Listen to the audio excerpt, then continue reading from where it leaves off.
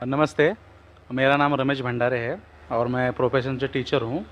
तो मैंने सुना है कि मोहम्मद पैगंबर जी ने चाँद की तरफ उंगली दिखाकर चाँद के 2 टुकड़े किए, लेकिन अभी फ़िलहाल इंसान चाँद पे जाकर आ चुका है।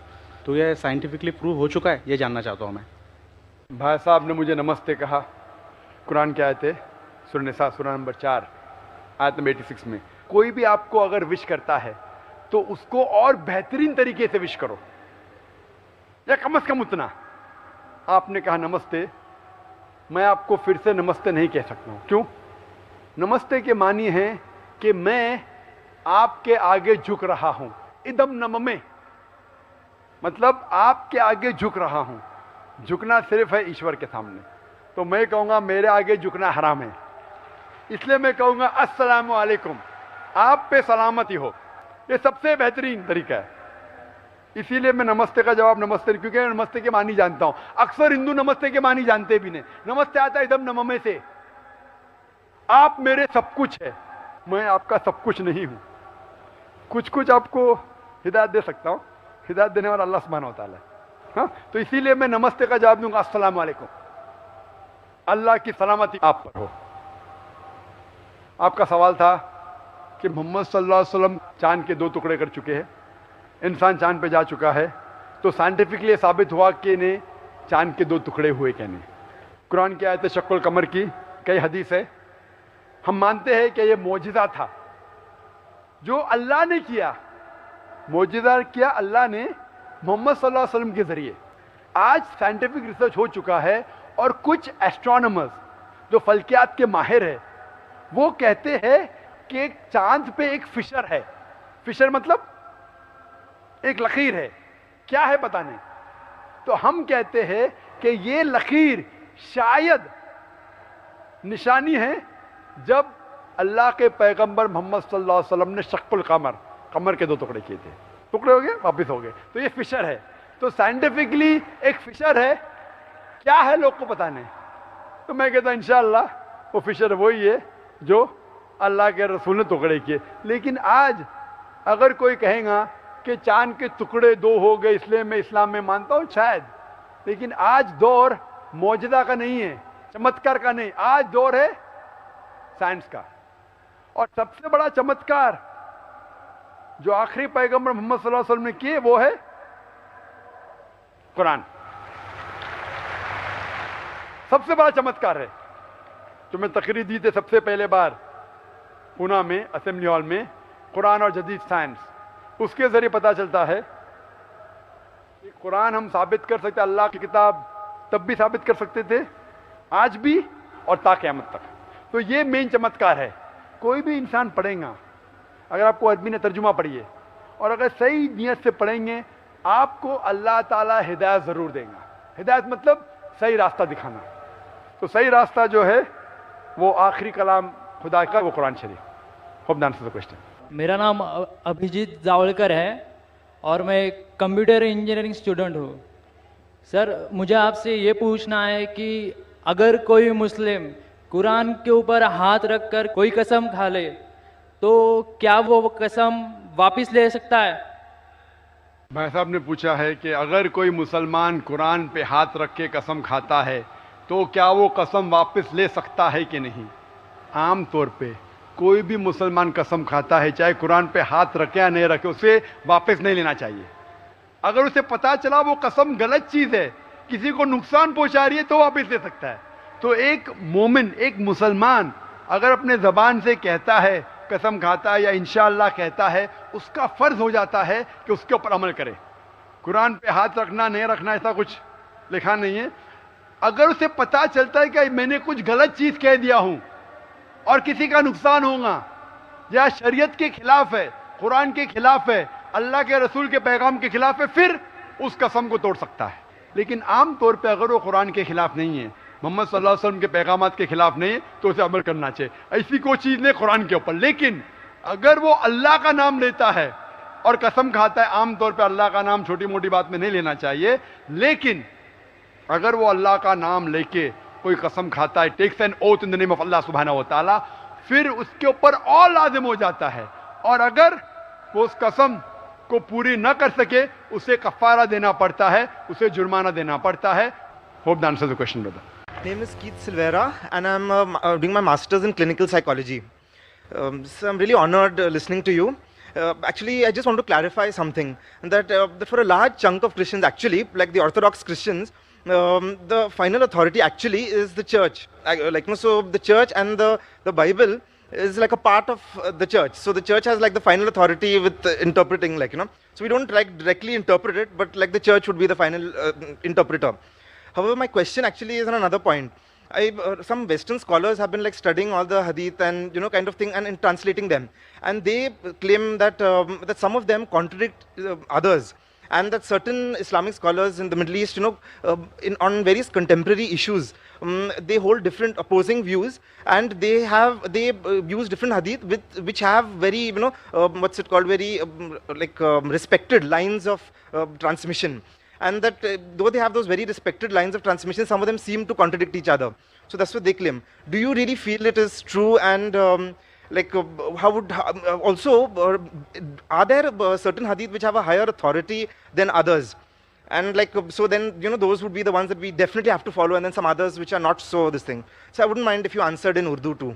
Thank you very much. I would love to answer in English, I'm more fluent, but because the talk is in Urdu, it will go on the Urdu channel. میں انگریزی میں بات اور فلوئنٹلی کر سکتا ہوں, لیکن بھائی صاحب نے انگریزی میں سوال کیا, لیکن مجھے کہا کہ اردو میں جواب دے, اسی لیے میں ان کا آبھاری ہوں. ماشاءاللہ. بھائی صاحب کا میں سوال پہلا ترجمہ کروں گا, اور میں ہمیشہ کرتا ہوں. بھائی صاحب نے پوچھا کہ وہ ایک کرسچن ہیں, اور کرسچینٹی میں بائبل ایک کتاب ہے خدا کی طرف سے, لیکن اور امپورٹنس دیا جاتا ہے چرچ کو. جس طریقے سے چرچ بائبل کی تفسیر کرتی ہے اس طریقے سے کرسچن مانتے. کرسچن ڈائریکٹ بائبل کو نہیں پڑھتے, ڈائریکٹ پڑھتے, لیکن جس طریقے سے چرچ اسے سمجھاتی ہے اس طریقے سے اس کو سمجھتے. مثال کے طور پہ پہلے آپ کو چرچ میں جانا چاہتا تھا سنڈے کو, آج کیونکہ سنڈے کو کم لوگ آ رہے, چرچ نے کہا کہ اب سیٹرڈے کو بھی چل جائیں گا. چرچ نے کہا. میں یہ پوچھنا چاہتا ہوں, چرچ کو کیا اتھارٹی ہے کہ خدا کے کلام کو بدلے؟ اسی لیے یہ صرف کرسچینٹی میں نہیں, اکثر مذاہب میں اسلام کے علاوہ جتنے دیگر مذاہب ہے, وہی لوگ برہمن کہتے آپ وید کو مت پڑھو, وید کو میں پڑھوں گا. آپ جو ہم کہتے مانو, تو وہ کیا کہتے, شودرا, شتریا, ویشیا, آپ وید مت پڑھو, ہم پڑھیں گے برہمن لوگ. آپ شتریا ہے, آپ جا کے جنگ کرو. آپ ویشیا ہے, آپ جا کے دھندا کرو, تجارت کرو. آپ شودرا ہے, آپ ہمارے کام کرو. آپ اگر اچھے کام کریں گے, اچھے سے ہماری خدمت کریں گے, اگلے جنم میں آپ اچھے بنیں گے. ابھی اگلا جنم ہے کہنے بعد میں باندھو, اس جنم میں تو ان کو مل گیا ہے نا.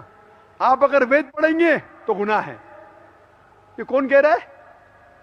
برہمن. وید میں تو نہیں لکھا ہے, آپ سمجھ رہے کیوں؟ تو لوگ کو وید سے دور رکھ رہے. خدا کا کلام ہر انسان کے لیے, کیوں لوگ کو دور کر رہے؟ اسی لیے میں کہتا ہوں انڈین گورنمنٹ سے, آپ ہندو کو سنسکرت سکھاؤ. وید سمجھیں گے تو جس طریقے سے کرنل صاحب کہہ رہے تھے نفرت دور ہوئیں گی. اسی طریقے سے چرچ بھی یہ چیز کرتی ہے کہ ہم انٹرپریٹ کریں گے. چرچ ابھی ہے, بائبل کب آئی؟ 1000 سال پہلے. But generally they say that kind of thing, the Bible is a book of the church kind of thing. Who's saying? So I mean, what is it Is called? the Bible saying that? Is the Bible saying the Bible is the book of the church? You show me any statement where Bible says Bible is the book of the church. Does it say? No. When the church says that Bible is the book of God, so should we follow the word of God or word of church? Who's higher? Do you worship God or do you worship the church? Who's your creator, the God or church? کون آپ کا خالق ہے, خدا یا church? کون خالق ہے آپ کا, آپ کا بنانے والا؟ Who's your creator? God. تو آپ گاڈ کی بات مانیں گے, چرچ کی بات مانیں گے؟ ہاں یہ کہہ سکتے اگر کوئی بائبل کو مس انٹرپریٹ کر رہا ہے تو یہ کہیے ٹھیک ہے, اس کا ثبوت یہ ہے, آپ جائیے ٹرانسلیشن کے پاس. نہیں آپ پڑھ نہیں سکتے, یہ بولنا غلط ہے. اختلاف ہو سکتا ہے, چاہے وید یا بائبل ہو یا قرآن کو سمجھنے میں اختلاف ہو سکتا ہے. تو قرآن میں کیا لکھا ہے؟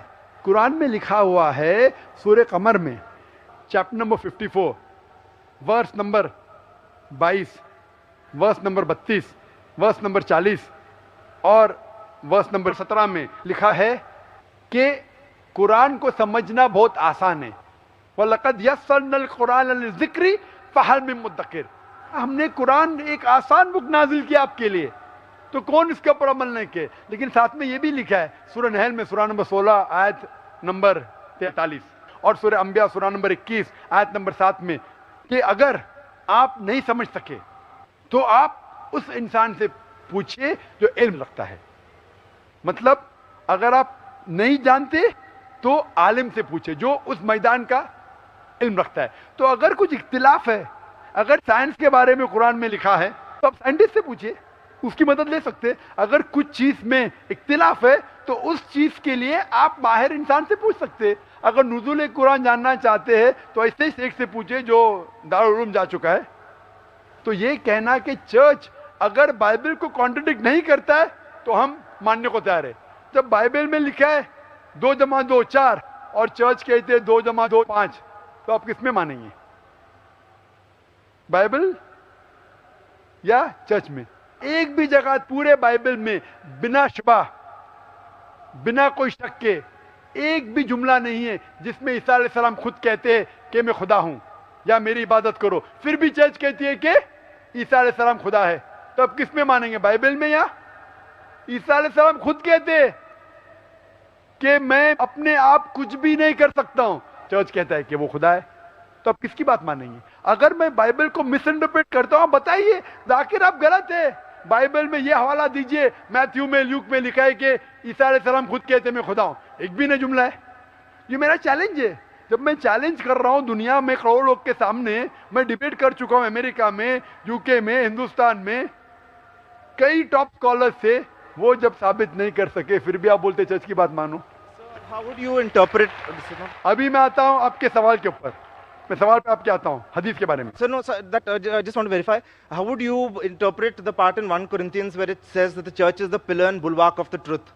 1 Corinthians میں لکھا ہے کہ church is the truth and The pillar and bulwark of the truth. Bulwark of the truth. Corinthian کس نے لکھا ہے, کس نے لکھا ہے کورنتھین؟ Saint Paul. ہاں, Saint Paul. سینٹ پال, خدا نے نہیں. بالکل صحیح. تو میں یہ کہتا ہوں کہ وہ جملہ بتاؤ جو عیسیٰ علیہ السلام نے لکھا ہے. ہم مانتے ہیں کہ انجیل اللہ کی وحی ہے, عیسیٰ علیہ السلام کے ذریعے نازل کی گئی. کورنتھینس جو پال کی, ہم پال میں مانے یا عیسیٰ علیہ السلام میں مانے؟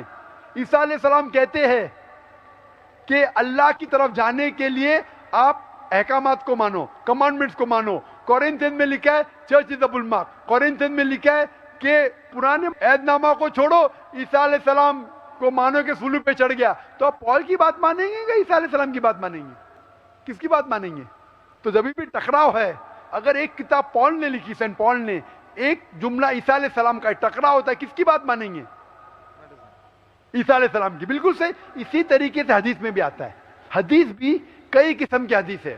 ہم مانتے قرآن میں اور صحیح حدیث میں. قرآن اللہ سبحانہ و تعالیٰ ایشور خدا کا آخری کلام ہے, اس میں بالکل ملاوٹ نہیں, کیونکہ خدا خود کہتے ہیں, اللہ سبحانہ خود کہتے ہیں سورہ ہجر میں سورہ نمبر 15 آیت نمبر 9 میں, ہم نے قرآن نازل کیا ہے اور ہم اس کی حفاظت کریں گے, اس میں کوئی ملاوٹ آ ہی نہیں سکتی. دوسری چیز ہے حدیث. حدیث محمد صلی اللہ علیہ وسلم کا عمل ہے, ان کا قول ہے. حدیث اکٹھا نہیں ہوئی تھی. حدیث اکٹھا ہونے کا سلسلہ شروع ہوا 50 سال بعد, 100 سال بعد. تو ابھی ہم تحقیق کرتے ہیں یہ حدیث صحیح حدیث ہے کیا نہیں, کیا اللہ کے رسول نے صحیح میں کہا کہ نہیں. تو تحقیق کے بعد اسکالرس کہتے ہیں یہ صحیح حدیث ہے, یہ ضعیف حدیث ہے اور یہ موضوع حدیث ہے. تو اس طریقے سے حدیث کی کیٹیگری, صحیح حدیث پہ عمل کرنا چاہیے, ضعیف اور موضوع حدیث پہ ہمیں عمل نہیں کرنا چاہیے. صحیح حدیث میں بھی کرائیٹیریا ہے, 10 کرائیٹیریا ہے جو وقت نہیں کہنے کے لیے. تو حدیث میں بھی کرائیٹیریا ہے صحیح یا غلط, اور اس کی ایک سائنس ہے. خالی نے یہ مانو اس میں مت مانو, وہ سائنس ہے جس سے پتہ لگ سکتا ہے کون سی حدیث صحیح ہے کون سی ضعیف ہے. تو یہ جو اسکالر جو جاتے ہیں وہ ضعیف حدیث کوٹ کرتے, موضوع کوٹ کرتے, جو ہم بھی نہیں مانتے. تو وہ جو غلطی نکالتے ہیں وہ حدیث کو مانتے ہی نہیں کہ صحیح حدیث ہے. مسلم کو صرف ماننا چاہیے قرآن اور صحیح حدیث.